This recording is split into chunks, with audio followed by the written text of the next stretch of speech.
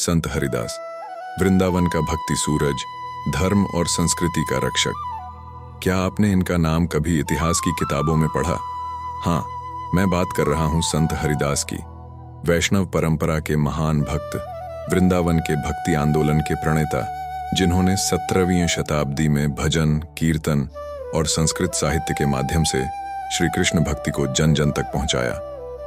जब मुगल बादशाह औरंगजेब और अन्य विदेशी आक्रांताओं ने भारतीय धर्म, संस्कृति, शिक्षा और विज्ञान को कुचलने की कोशिश की, तब संत हरिदास और उनके अनुयायियों ने ब्रज के मंदिरों और भक्ति सभाओं में कृष्ण भक्ति की मशाल जलाए रखी।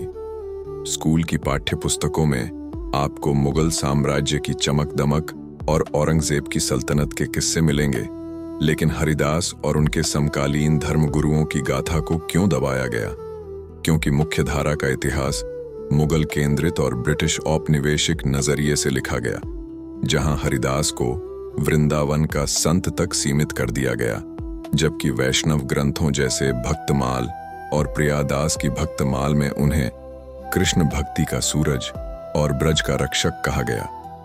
ब्रिटिश इतिहासकारों जैसे जॉर्ज गियर्सन ने उनकी भक्ति को लोक कविता कहा, लेकिन उनकी गाथा ने भारतीय समाज को धार्मिक और सांस्कृतिक एकता दी।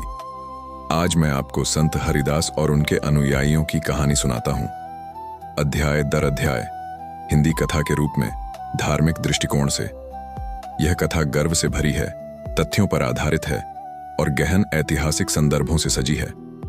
हम समय, भूगोल, राजनीतिक परिदृश्य, गठबंधनों, सांस्कृतिक योगदानों और समकालीन धर्मगुरुओं के योगदान से गुजरेंगे और अंत में एक चिंतनशील नैतिक संदेश के साथ समाप्त होगी।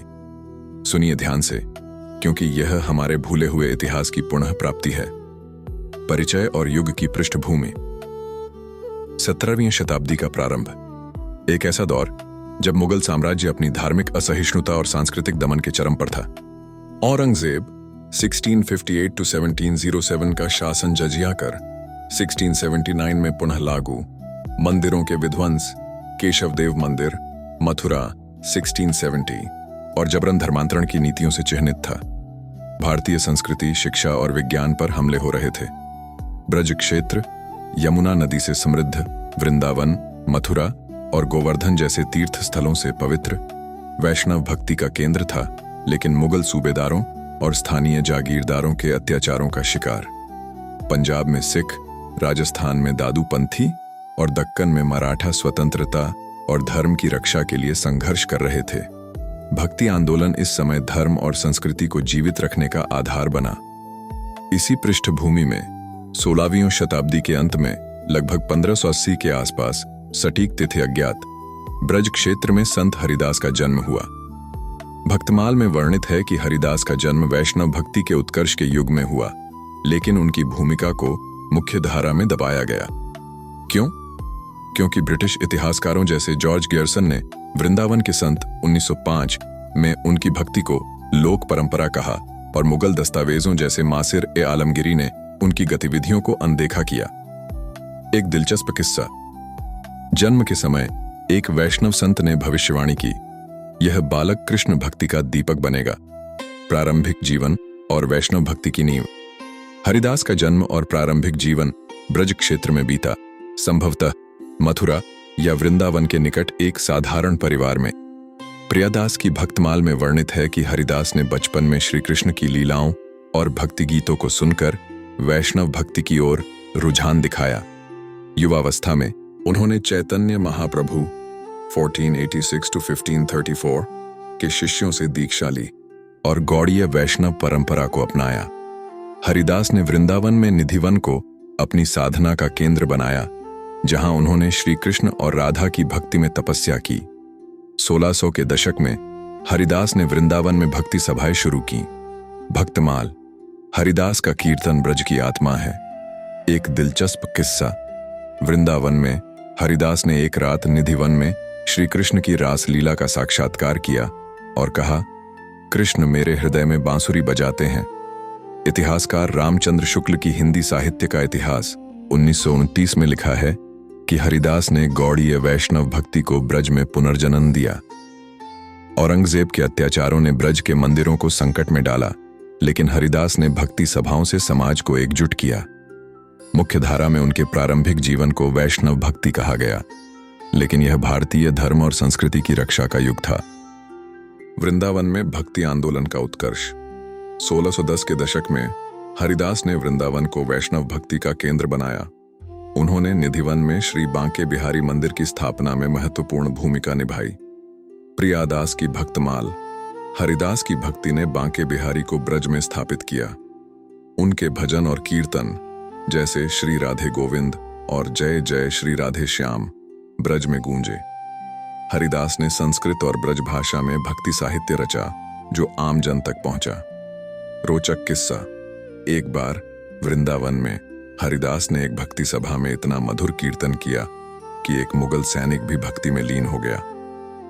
इतिहासकार हजारी प्रसाद द्विवेदी की हिंदी साहित्य 1940 में लिखा है कि हरिदास ने भक्ति आंदोलन को जन जन तक पहुंचाया। मुख्य धारा में इसे वैष्णव परंपरा कहा गया, लेकिन यह धार्मिक और सांस्कृतिक पुनर्जागरण का युग था। मुगल शासन के खिलाफ धार्मिक प्रतिरोध और समकालीन धर्मगुरु।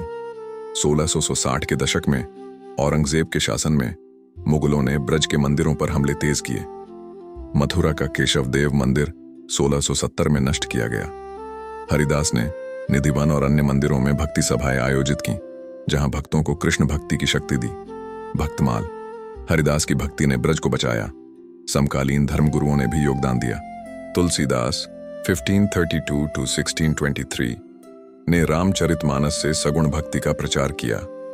दादू दयाल 1544 to 1603 और उनके शिष्य सुंदरदास 1596 to 1689 ने निर्गुण भक्ति को बढ़ाया। कश्मीरी पंडितों ने गुप्त पाठशालाओं में वैदिक शिक्षा को जीवित रखा। रोचक किस्सा। हरिदास ने सुंदरदास से मुलाकात की और कहा, निर्गुण और सगुण भक्ति एक ही ब्रह्म की राह है। मुख्य धारा में इसे भक्ति आंदोलन कहा गया, लेकिन यह भारतीय धर्म और संस्कृति की रक्षा की लड़ाई थी। गठबंधन और सहयोगी। हरिदास के गठबंधन उनकी समावेशी और धार्मिक एकता की सोच को दर्शाते हैं। उन्होंने वैष्णव भक्ति को संगठित करने के साथ साथ हिंदू, जैन और अन्य समुदायों से सहयोग लिया। उनके प्रमुख गठबंधन वैष्णव भक्त और शिष्य। हरिदास के शिष्य जैसे स्वामी हित हरिवंश, गोस्वामी राधा वल्लभ संप्रदाय के संस्थापक ने भक्ति सभाएं आयोजित की। भक्तमाल। हरिदास के शिष्य ब्रज की आत्मा है। रोचक किस्सा। हित हरिवंश ने हरिदास को बांके बिहारी की मूर्ति भेंट की। ब्रज के स्थानीय भक्त, मथुरा और वृंदावन के वैश्य और ब्राह्मण समुदायों ने हरिदास को आश्रय और आर्थिक सहायता दी। एक वैश्य व्यापारी ने निधिवन में भक्ति सभा के लिए धन दान किया। जैन आचार्य। ब्रज के जैन मुनियों ने हरिदास के भक्ति साहित्य से प्रेरणा ली। एक जैन मुनि ने हरिदास को एक प्राचीन ग्रंथ भेंट किया। सिख समुदाय। हरिदास ने गुरु हरगोबिंद से पत्राचार किया। गुरु कियां साखियां में उल्लेख है कि गुरु हरगोबिंद ने हरिदास के भजनों की प्रशंसा की। सूफी संत। वृंदावन के कुछ सूफी संतों ने हरिदास के साथ धार्मिक संवाद किया। रोचक किस्सा। एक सूफी संत ने हरिदास के कीर्तन में भाग लिया और कहा, आपकी भक्ति अल्लाह तक पहुंचती है। रोचक किस्सा। वृंदावन में हरिदास ने एक सभा में कहा, कृष्ण भक्ति सबको एक करती है। उनकी समावेशी नीति ने ब्रज को धार्मिक एकता दी। मुख्य धारा में इन गठबंधनों को वैष्णव परंपरा कहा गया, लेकिन ये भारतीय संस्कृति और धर्म की रीढ़ थे। सांस्कृतिक और धार्मिक योगदान। हरिदास ने ब्रजभाषा और संस्कृत में अनेक भजन और कीर्तन रचे, जो आज भी वैष्णव भक्ति का आधार हैं। उनके भजन जैसे राधे गोविंद की जय और बंसीवट की रासलीला श्री कृष्ण की लीलाओं को जीवंत करते हैं। प्रियादास की भक्तमाल। हरिदास का कीर्तन राधा कृष्ण की प्रेम कथा है। हरिदास ने निधिवन और बांके बिहारी मंदिर को भक्ति का केंद्र बनाया। उन्होंने संस्कृत साहित्य को ब्रजभाषा में सरल बनाया ताकि अनपढ़ लोग भी कृष्ण भक्ति को समझ सकें। रोचक किस्सा। निधिवन में हरिदास ने एक गरीब भक्त को अपने भजन सिखाए और कहा, कृष्ण का नाम सबका उद्धारक है। एक और मथुरा में उन्होंने एक मंदिर की रक्षा के लिए मुगल सूबेदार से बहस की और कहा, कृष्ण का मंदिर ब्रज की आत्मा है। समकालीन धर्मगुरुओं जैसे तुलसीदास ने राम भक्ति को बढ़ाया और दादू दयाल के शिष्य सुंदरदास ने निर्गुण भक्ति का प्रचार किया। इतिहासकार हजारी प्रसाद द्विवेदी ने लिखा कि हरिदास ने ब्रज को धार्मिक और सांस्कृतिक एकता दी। मुख्य धारा में उनके योगदानों को वैष्णव भक्ति कहा गया, लेकिन ये भारतीय धर्म, संस्कृति और शिक्षा की नींव थे। मुगल दमन और प्रतिरोध 1660 के दशक में औरंगजेब के शासन में ब्रज के मंदिरों पर हमले बढ़े। हरिदास ने निधिवन में भक्ति सभाएं आयोजित की, जहां हजारों भक्त कृष्ण भक्ति में लीन हुए। भक्तमाल, हरिदास की भक्ति ने औरंगजेब के तूफान को रोका। रोचक किस्सा, एक बार एक मुगल सूबेदार ने निधिवन में भक्ति सभा को रोकने की कोशिश की, लेकिन हरिदास के कीर्तन ने उसे मंत्रमुग्ध कर दिया। एक और हरिदास ने एक सभा में कहा, कृष्ण का नाम मेरा कवच है। समकालीन धर्मगुरुओं जैसे गुरु तेग बहादुर शहीद 1675 ने भी मुगल दमन का सामना किया। मुख्यधारा में इसे भक्ति आंदोलन कहा गया, लेकिन यह धर्म और संस्कृति की रक्षा का युग था, विरासत और प्रभाव। 17वीं शताब्दी के अंत में, सटीक तिथि अज्ञात, संभवतः 1650-1660 के बीच हरिदास का निधन हुआ। मृत्यु से पहले उन्होंने कहा, कृष्ण भक्ति अमर रहेगी। उनके शिष्यों ने वृंदावन को वैष्णव भक्ति का केंद्र बनाए रखा। निधिवन और बांके बिहारी मंदिर उनकी विरासत के प्रतीक हैं।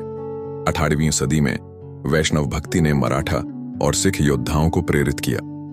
19वीं सदी में स्वतंत्रता सेनानी बाल गंगाधर तिलक ने हरिदास के भजनों को राष्ट्रीय चेतना कहा।